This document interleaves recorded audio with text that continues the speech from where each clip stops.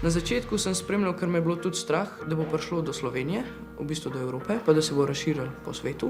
V šoli smo zbirali hrano za ljudi, ki živijo v Ukrajini. Dobili smo 2 novi sošolki. Z Ukrajine, čeprav ne govorite veliko, ker je dosti razumno, zato ker sta sklepam, da doživeli kar hude stvari. Ker je bilo pač veliko tega na novicah, pa na TikToku, pa Instagramu sem to veliko videl, pa tudi v šoli so veliko govorili o tem, pa zdaj, ker to že nekaj časa traja, pa ne spremljam več to. Se je vse podražilo, najbolj se je poznalo pač na moki. Zato treba plačati tudi več za sendviče, ko jih pojem. Se kar pozna na cenah, še predvsem pa benzinu, ker Rusija je država, ki ima zelo velike količine nafte v lasti. Se mi ni glih prijetno o tem pogovarjati, ker vem, da ful ljudi zaradi tega umira. Vsake toliko pride ta tema na pogovor, ko se s prijatelji pogovarjamo ali kaj. Ni mi neki tako ful grozen, da se ne bi mogel o tem pogovarjati, ni mi pa prijetno.